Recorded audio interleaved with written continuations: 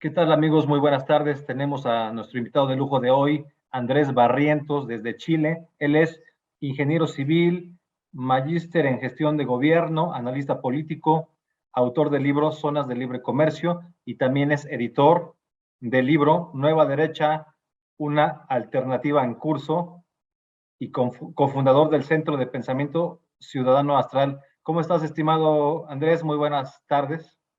Hola Raúl, muy buenas tardes. Un saludo a todos los que ven tu canal de noticias y también muy interesados de poder compartir parte de lo que hemos analizado en esta publicación. Muchas gracias. A ver, ahora sí, enséñanos la portada para que los que no lo conocen, sí, a ver si lo Ahí puedes está, subir un poquito más, ajá, para que se vea bien. Bueno, más o menos ahí. ya tenemos una idea de lo que es. A ver, y dicho sea de paso, gracias, sí, ahí está bien. A ver, ¿y quiénes son esos que están en la portada? Vemos, algunos parecen Ah, conocidos, otros no tanto, pero a ver, ayúdanos con eso. sí, mira, acá aparece Víctor Orbán, Santiago Abascal, bueno, Sebastián Kurz en Austria y Donald Trump y Jair Bolsonaro y Duda, presidente de Polonia. Ok. Y el incógnito, personaje incógnito con la tricolor chilena. Ok. Que se supone que tenía que ser nuestro estimado amigo José Antonio Cast. Claro, si es que llega, puede ser 2026, quién sabe. Esperemos que llegue cuanto antes, antes de que Boric acabe con el país. En Tal fin. cual.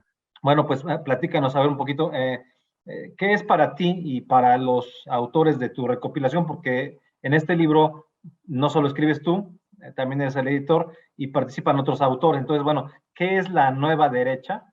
Para pues los que no tienen nociones de esto, pues hay que empezar desde lo más sencillo. ¿Qué están entendiendo ustedes específicamente por nueva derecha? Y si hay una nueva derecha, pues, ¿cuál sería la vieja derecha? ¿Qué distinciones habría, qué diferencias habría entre una y otra? Sí, bueno, Raúl, la pregunta que haces es muy importante para hacerla, para situarnos como en el marco del que estamos discutiendo.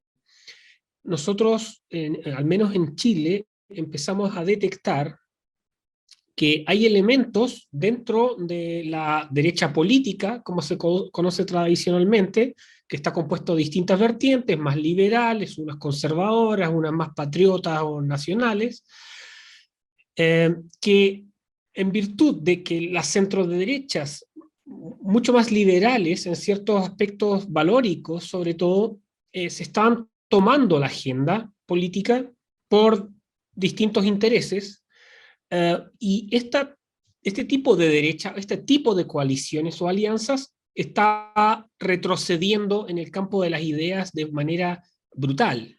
Y eso, obviamente, al no defender las ideas situadas en la defensa de la vida, de la libertad, de la Estado-nación, de la separación de poderes, etcétera, desde reformas tributarias hasta la defensa contraria al aborto, o la defensa de la vida, mejor dicho. Cuando uno ve ese declive, uno ve que hay un agotamiento dentro de ese conglomerado político. Y esto lo empezamos a detectar ya más fuertemente viendo las raíces intelectuales, la que se ve en prensa, la forma de actuar y votar de distintos actores políticos locales, a eso del año 2016, 2017, en el segundo gobierno de Michelle Bachelet, sobre todo cuando realizó su segunda reforma tributaria, donde la misma centro-derecha dio los votos para una de las peores reformas tributarias que hemos tenido en nuestra historia. Entonces en eso empezamos a detectar, y eso fue el ejercicio que hicimos en este libro, que consta del prefacio de Alejandro Chafuen, del Instituto Acton, tiene un prólogo de Agustín Laje, ¿ya? Donde empieza a desarrollar la primera aproximación en ese prólogo, Agustín, de su libro posterior, que es La batalla cultural, y que también se viene a conectar con el libro que acabas de publicar, que es La contrarrevolución cultural. ¿Y qué es lo que vimos aquí con los distintos autores? Es que, al menos yo como editor, me preocupé de que detectando este declive de actores políticos mainstream, por así decirlo, estaba un germen de buscar algo nuevo. ¿Y qué es ese algo nuevo? es el concepto de disputa que tenemos hoy entre nueva derecha. Ya entendemos que el concepto de nueva derecha no es algo nuevo, un concepto que se viene discutiendo en Europa en los años 70, posteriormente con Alain de Benoist, pero posteriormente en Chile, el año 2011-2012, en el primer gobierno de Sebastián Piñera, la derecha más liberal, pro aborto, la derecha que es socialdemócrata, etcétera, ellos se atribuyeron la categoría de nueva derecha en su momento, señalando que ellos eran una renovación liberal, un liberal progresista, para ir contra o renovar los actores políticos que llevaban mucho tiempo en la política chilena. Ese era un síntoma también del agotamiento político tradicional, ¿ya? Pero sin embargo, eso duró 2 años, no más allá de eso, y la nueva derecha, compuesta por Felipe Cast, por gente de Evópoli, del Centro de Estudios Horizontal, se fue quedando atrás y hay muchos de ellos que ya ni siquiera están metidos en la influencia política hoy.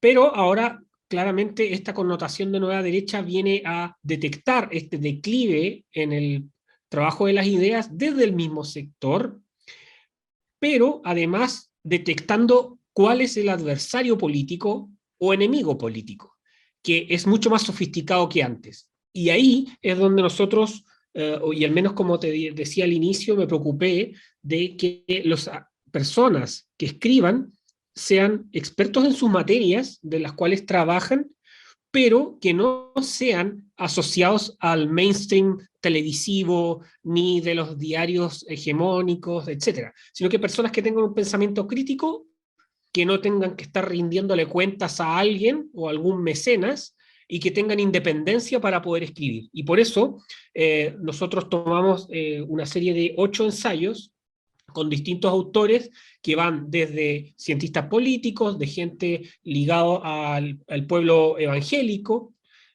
personas que han sido activistas políticos contrarios al régimen de Maduro, y también a economistas importantes que están en la palestra hoy en Chile. Entonces, bajo esa perspectiva, nosotros tampoco intentamos decir esto es la nueva derecha, sino que empezamos a ver cuáles son los elementos que podrían estar conformando este nivel basal para una nueva discusión o para presionar a los nuevos actores políticos que se sitúan en distintas canchas y en distintos aspectos de esta batalla cultural.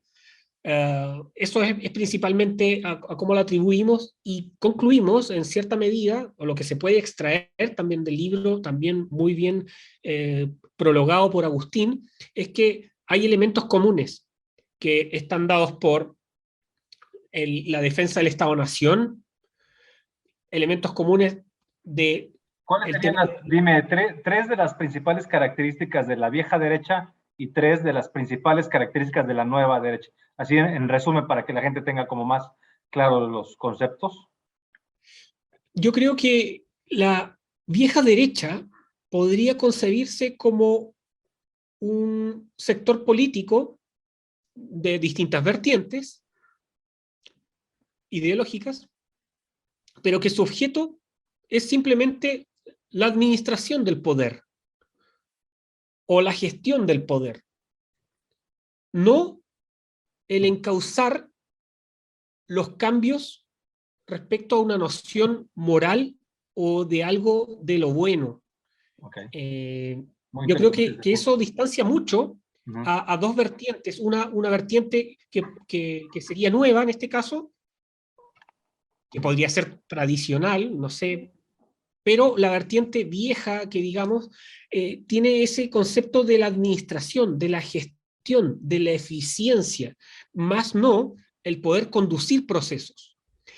Y cuando uno pone esta diada entre izquierdas y derechas, muy reduccionista por cierto, pero con las nuevas izquierdas que hoy han fagocitado a la izquierda tradicional, o al centrismo izquierdista, o a la socialdemocracia tradicional, las nuevas izquierdas se están comiendo toda la agenda política, están transformando la sociedad y el modo de pensar de la gente. Entonces, ante eso, con una centroderecha tecnocrática que solo aspira a la gestión del poder en base a la eficiencia, no hay por dónde poder contrarrestar tampoco un fenómeno de esa magnitud, Claro. y además tampoco es innovadora en tanto a presentar políticas necesarias para el mejoramiento de la vida en sociedad.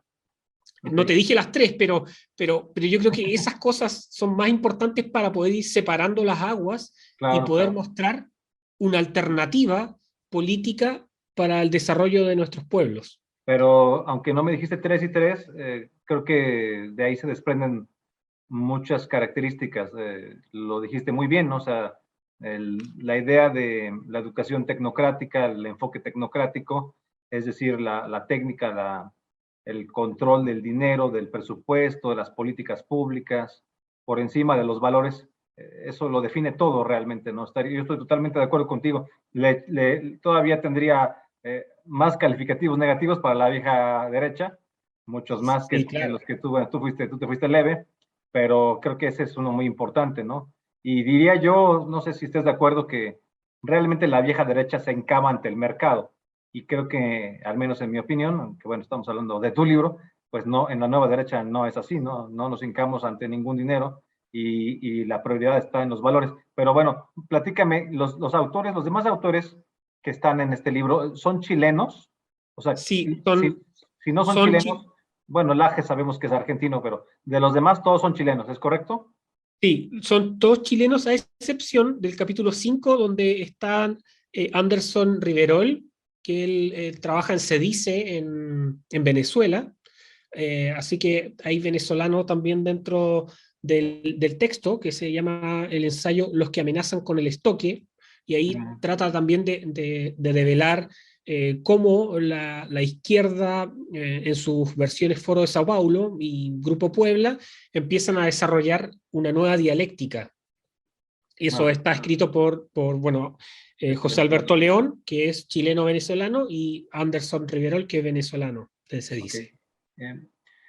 También me gustaría que nos pudieras platicar, bueno, Laje, que pues, es un personaje, buen amigo, además muy conocido. ¿Qué es lo que escribe él? Digo, yo ya lo leí, pero no lo voy a decir yo, tú dilo. ¿Qué es lo que dice básicamente sobre hace el prólogo? Creo que es muy buen prólogo, pero ¿qué es lo que propone realmente? O sea, ¿qué es la nueva derecha? ¿Qué es lo que están proponiendo? ¿Por qué hacer una nueva derecha? ¿Sí? Sí, mira, lo que, lo que Agustín también dice en el prólogo, bueno, después lo podrán leer, por supuesto, pero Claro. eh, ¿a dónde está encaminándose esto? Es que estamos teniendo nuevas dinámicas estructurales a nivel global. Hay una sesión en tanto a la defensa y promoción de las ideas de la sociedad libre y responsable muy importante. Esa sesión por parte de la vieja derecha ha sido brutal y eso está generando quiebres sociales tremendos en toda América Latina, en gran parte del planeta, con una agenda progresista agresiva de cancelación, Sí. de refundación de países.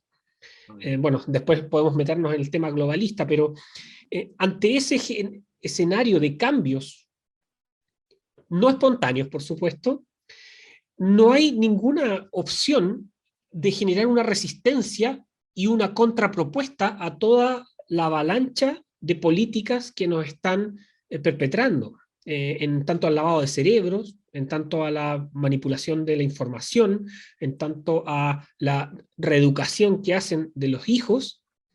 Entonces, ante esta revolución que se viene dando de manera agresiva, mediante protestas violentas, destrucción y también silenciosa a través de los cambios de los marcos categoriales mentales de la gente, la única opción es generar una contrarrespuesta que sea clara en su argumentación, que defienda ideales importantes, defensa de la vida, la libertad y la propiedad, pero de manera categórica, y que también instale nuevos temas, y nuevas propuestas para mejorar la paz y la vida de los pueblos. Y en eso, de generar las nuevas propuestas e ideas, obviamente hay agendas importantes que señalar.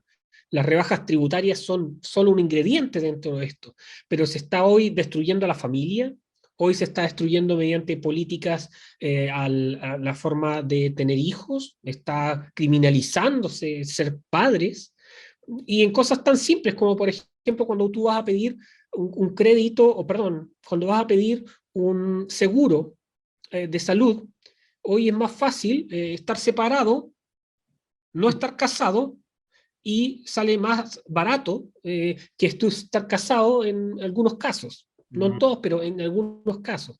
Entonces, ¿qué incentivo a la familia hay hoy? Si también en gran parte el vivir también depende de lo que nosotros trabajamos, nuestro fruto del trabajo, pero no hay incentivos para que eso vaya para ese camino. Significa que hay una agenda, obvio, que lo que busca es que vivamos como meros individuos, que no vivamos en sociedad, que no podamos convivir, dialogar, discutir de manera cívica, y eso está todo dado por una agenda progresista radical. Y de satanizar, por supuesto, toda visión contraria a los cánones y márgenes eh, mainstream que se están instalando desde a nivel global hasta a nivel mediático o los aparatos ideológicos del Estado, como dice Luis Althusser.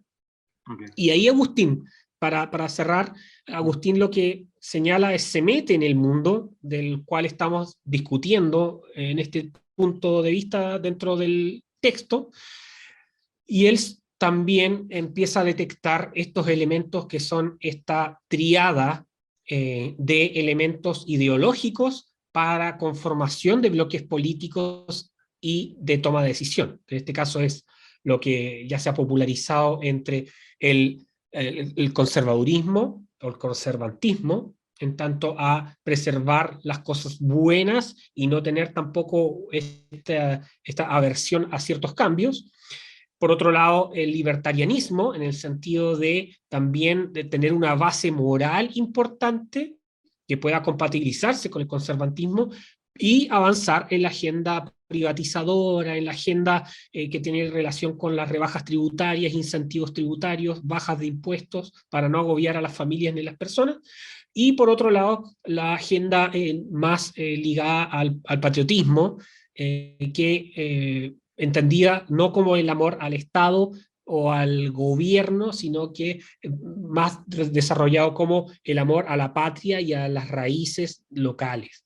Y esos tres elementos que en la introducción Agustín los desarrolla, y posteriormente ahora en su libro La batalla cultural ya da un análisis mucho más en profundidad, es lo que estamos viendo que son los elementos que podrían gestar una contrarrespuesta y esta contrarrevolución cultural, como tú también lo estás tratando en tu libro y como lo estás promocionando en México. Bueno, hay un capítulo que llama la atención que se llama Familia, Cristianismo y Manifestaciones por la Vida y la Familia. Una reflexión necesaria de Danilo Silva Fierro. Haznos un brief, ¿no? Un resumen de este capítulo. ¿Qué es lo que quiso decir este autor? La vieja derecha no era religiosa, era más bien liberal, pero ¿qué es lo que está planteado en este capítulo? Sí, aquí lo que se plantea en este capítulo es un análisis contextual de todas las distintas manifestaciones públicas de la fe para la política. En este caso, en Chile, hace 15 años no era común marchas masivas o protestas masivas, no era común. Sin embargo, hace cercano casi una década, empezaron a haber algunas manifestaciones por Jesús, por ejemplo. Y estas manifestaciones por Jesús eran generadas principalmente por grupos evangélicos, protestantes, y también por algunos grupos más minoritarios católicos. Y estas protestas empezaron a darse una vez al año y fueron las que fueron conectando posteriormente con las manifestaciones por la vida. Entonces, muchas de las mismas personas de las manifestaciones por Jesús eran las personas de las manifestaciones por la vida. Y eso obviamente empezó a generar una masa crítica, y luego con el fenómeno de los pañuelos celestes empezó a ser como una bola de nieve y empezó a instalarse dentro de la discusión pública. Entonces lo que se ve aquí es ver, porque en Chile siempre también ha estado muy presente el catolicismo, pero el catolicismo dentro de la derecha vieja se había abstraído meramente a las iglesias, y en Chile al menos el pueblo protestante fue el que empezó a dar empujón, mejor dicho, el empujón para manifestar la fe en la vida pública. Y eso llevó consecuencias también de que grupos antifa, posteriormente, vayan y golpeen personas y familias y niños hace un tiempo atrás. Fue algo muy terrible, pero obviamente la prensa mainstream no lo muestra como un acto de gravedad, sino que omite la información, sino que era un grupo de fundamentalistas cristianos, andan en las calles manifestándose por Jesús, por la vida, etc. Entonces, ahí uno ve que hay elementos que están conformando la sociedad como una resistencia a algo, a este socialismo, a este progresismo, y Danilo ahí hace un trabajo bien interesante de ver las raíces históricas de por qué esto se empezó a desarrollar. Y eso incluso también llevó a que gran parte de esos grupos se hayan sumado a la campaña de José Antonio Cast como un defensor de la vida acérrimo, ¿no? Claro, muy bien. También hay otro capítulo que escribiste tú mismo, porque además de editor también eres autor en este libro. Se llama El rol de los think tanks y su importancia en la batalla política. Entonces, te preguntaría yo, ¿cuál sería este papel o el papel que deben jugar estos centros de pensamiento en la batalla, no solo política, sino también cultural? ¿Por qué los mencionas? ¿Por qué hacer un capítulo específicamente para estos centros de pensamiento? Sí, mira, ahí lo que motivó a hacer ese ensayo, Raúl, fue que en la historia chilena de la política hubo un centro de estudios principal que partió cerca de los años 80, que era el Centro de Estudios Públicos, y que de traer a Hayek, de traer a Gary Becker o de traer a Margaret Thatcher, ahora promueve el centrismo, la socialdemocracia. Entonces esa mutación en el tiempo de un centro de estudios muy prestigioso, es uno de los, está dentro de los 50 o 100 mejores think tanks del mundo, ha mutado al centrismo radical o a la socialdemocracia, siendo que en su momento fue un promotor muy fuerte del consenso de Washington, ¿ya? Entonces uno ve que después también con el regreso a la democracia en Chile se configuran centros de estudio ligados a partidos políticos principalmente, y esos centros de estudio han venido desarrollando su trabajo en política pública, más que la formación de cuadros que tengan un sustento basal intelectual importante para la batalla política. Entonces ahí uno empieza a ver que han hecho un buen trabajo en sus materias, pero han habido ciertas aristas que no han sido tomadas, como era el trabajo del rol de la formación para los cuadros políticos dentro de los partidos políticos de la vieja derecha. Entonces, ante eso, lo que empecé a ver, y fue el análisis que realicé, fue cómo han cambiado los distintos centros de estudio de la derecha política, bueno, a lo largo del tiempo, cómo se crean los think tanks, es una revisión histórica, pero después me centro principalmente en el caso chileno, de cómo estos se fueron abriendo en el abanico a buscar nuevas alternativas para el desarrollo intelectual y de la promoción de las ideas en la batalla intelectual y la batalla cultural.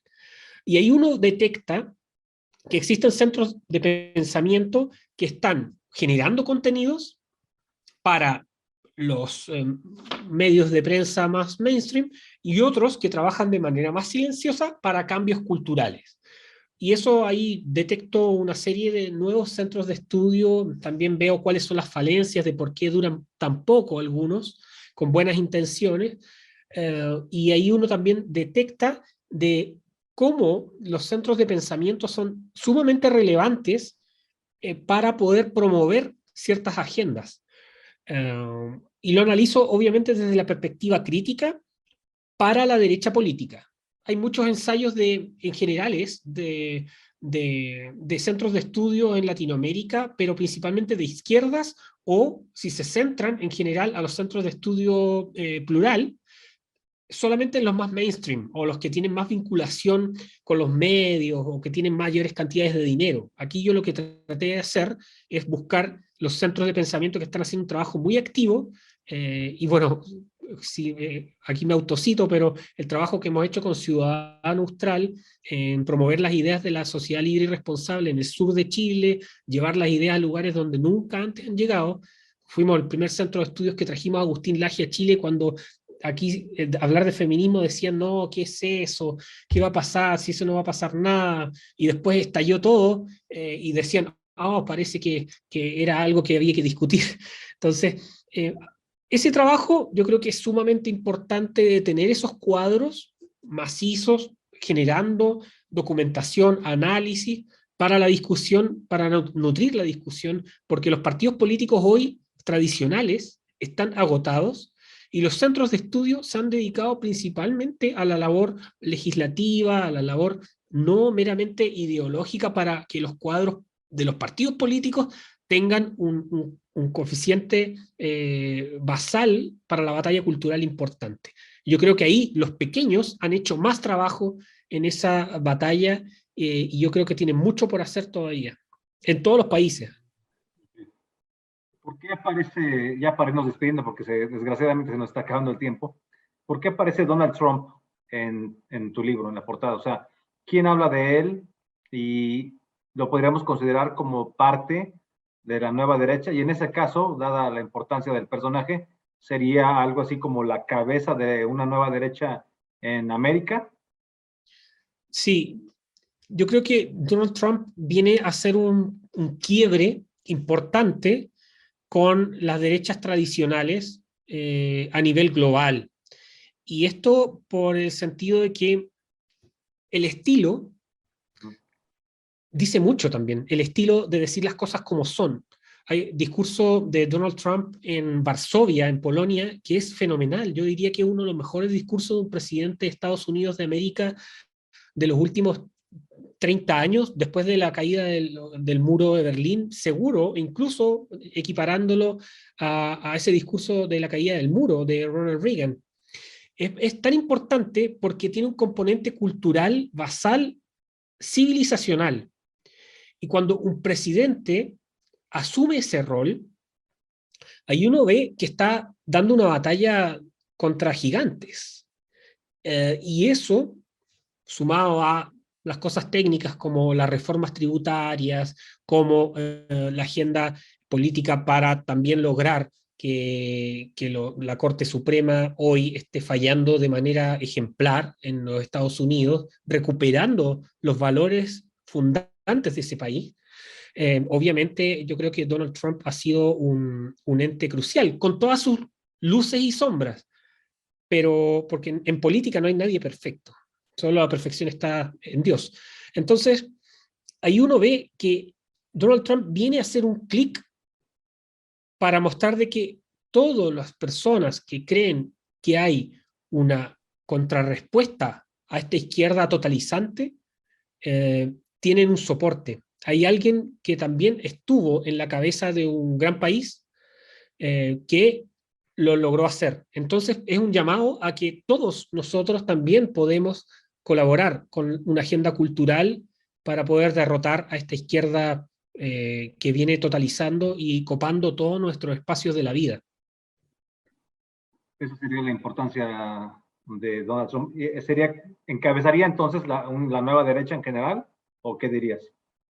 No sé si cabeza, porque los liderazgos políticos son como las ondas, pero lo que sí es que viene a cambiar el switch en cómo enfrentamos la batalla cultural. Y yo creo que en ese punto Donald Trump es crucial porque marca o pone el cambio para poder hacer una superación de estas derechas tradicionales y abordar las componentes como debe ser. Nos quedan minutos nada más, 2 minutitos.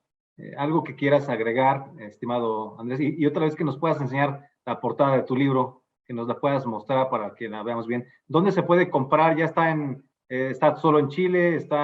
Enséñala, ponla. Aquí está. Sí, Aquí ponla. está la portada. Ok, Nueva Derecha, una alternativa en curso. en curso. Ok, entonces Claro, este libro, vamos a suponer que nos ve gente de Estados Unidos, de México, de todo el continente y de España, en fin. ¿Dónde lo podemos conseguir?